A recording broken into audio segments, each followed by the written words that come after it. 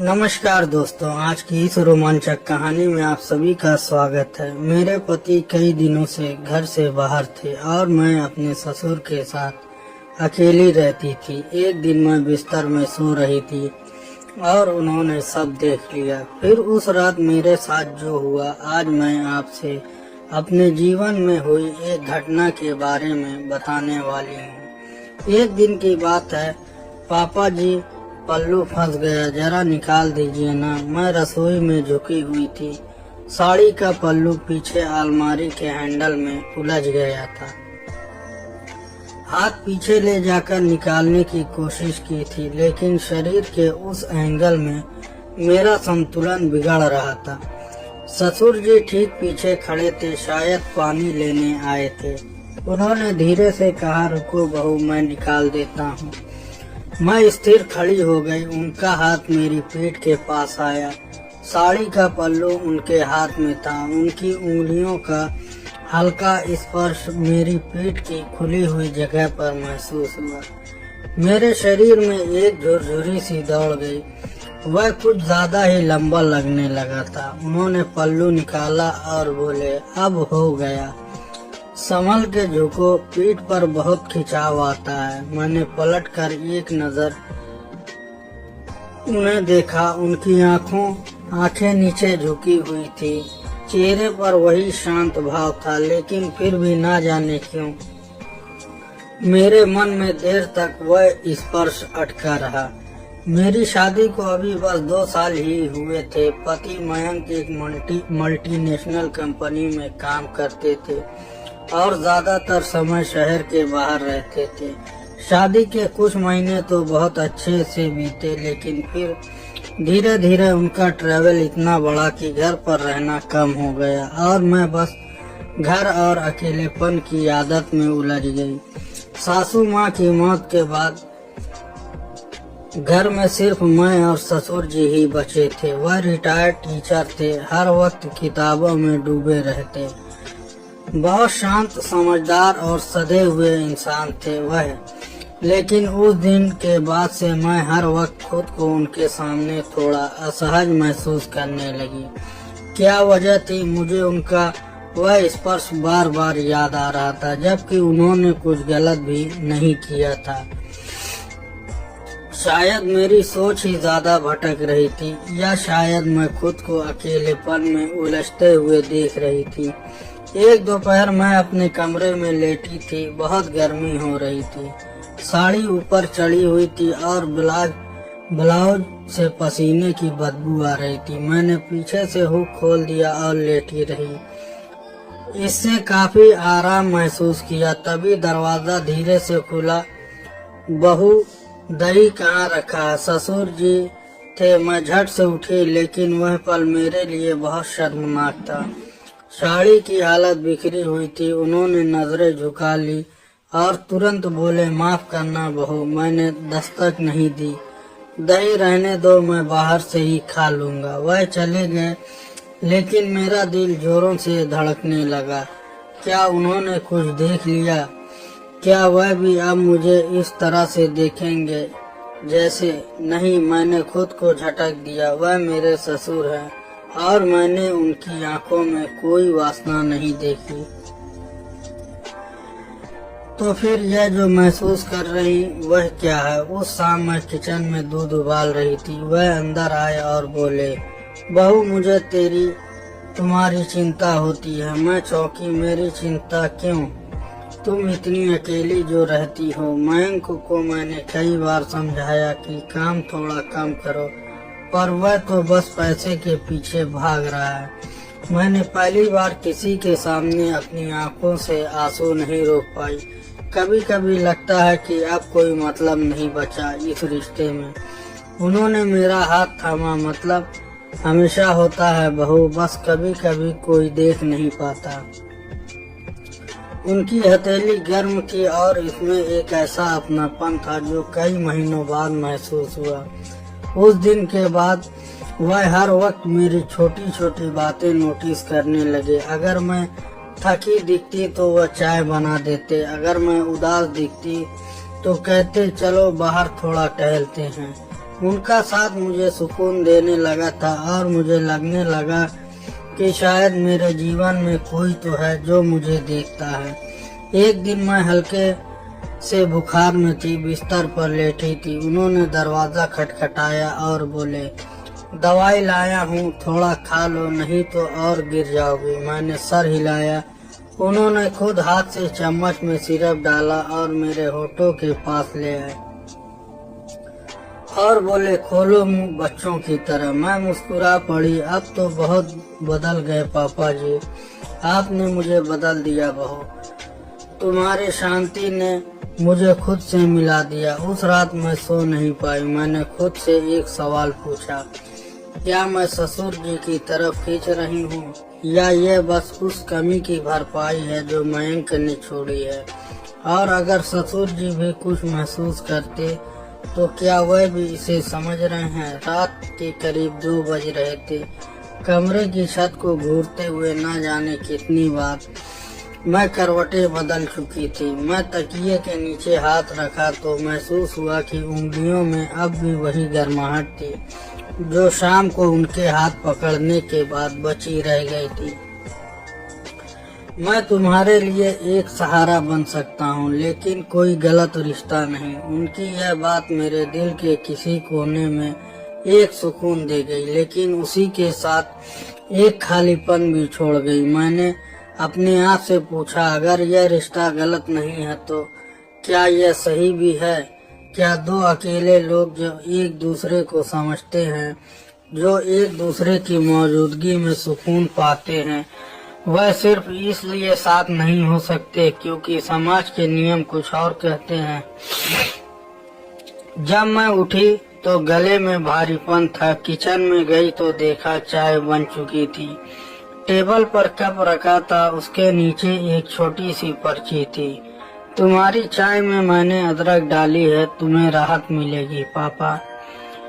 पापा, मेरा दिल जैसे भीग सा गया। उन्हें अब भी ससुर जी नहीं कह पाती थी और पापा कहते हुए भी कहीं भीतर कुछ कांप जाता था। हमारे बीच की दूरी अब शब्दों की नहीं रह गई थी, वह अब एहसासों की हो चुकी थी। एक दिन दोपहर को मैंने सोचा, चलो अपने पुराने कपड़े ट्राई कर लूं। ऊपर वाले कमरे की अलमारी में पुराने शादी के एल्बम रखे थे। जब पन्ने पलटने लगी तो एक तस्वीर पर नजर अटक गई, मेरी शादी की पहली तस्वीर। मैं लाल जोड़े में थी और पीछे खड़े थे मेरे ससुर जी, सर झुकाए, हाथ जोड़कर आशीर्वाद देते हुए। उस तस्वीर में उनका चेहरा इतना भावनात्मक लग रहा था जैसे कुछ कह ही नहीं पा रहे हों। तभी दरवाजे की आहट हुई। मैंने देखा वह खड़े थे दरवाजे पर। बहू, उन्होंने धीमी आवाज में कहा, क्या तुम खुश हो? मैंने उस एल्बम को बंद कर दिया और बोली, कभी थी पर अब नहीं जानती। वह मेरे पास आए और नीचे जमीन पर बैठ गए। मैंने बहुत कुछ देख लिया है जिंदगी में बहू, लेकिन तुमसे जो जुड़ाव महसूस होता है वह बहुत गहरा है। मैंने उनकी ओर देखा, आपको कभी डर नहीं लगता? मैंने पूछा, लगता है। उन्होंने मेरी तरफ देखकर कहा कि कहीं तुम मेरी वजह से खुद से न टूट जाओ। उस शाम बारिश बहुत तेज हुई, बिजली भी चली गई, घर में अंधेरा था। मैंने मोमबत्ती जलाई और देखा कि वह सामने वाली खिड़की के पास बैठे हैं। मैं उनके पास गई तो बोले, इस उम्र में कोई साथ दे रहा है, यह भी बहुत है।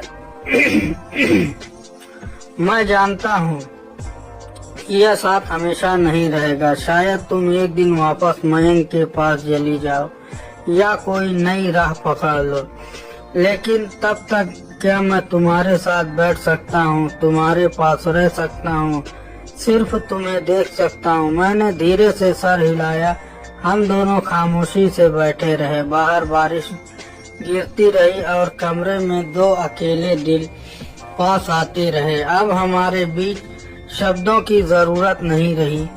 एक गहरी चुप्पी थी जो सब बयां कर देती। कभी वह मेरे लिए चाय बना देते, कभी मैं उनकी दवाई ढूंढ देती, कभी वह मेरे लिए बुक शेल्फ से पुरानी किताबें निकालते तो कभी मैं उनके कुर्ते में बटन टाक देती। हमारे पास कोई नाम नहीं था इस रिश्ते का, लेकिन वह एहसास बहुत कुछ कह रहा था।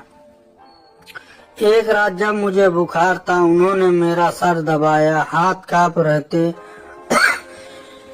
मैंने कहा, पापा जी इतना क्यों सोचते हो मेरे लिए? उन्होंने मेरी आंखों में देखा और कहा, क्योंकि मैं जानता हूँ तुम्हें अब कोई और नहीं समझेगा। वह रात बहुत सन्नाटे वाली थी। मैंने चुपचाप उनकी तरफ देखा। उन्होंने बोलना शुरू किया, मैं जानता हूँ यह जो हम दोनों के बीच है यह कोई नाम नहीं ले सकता।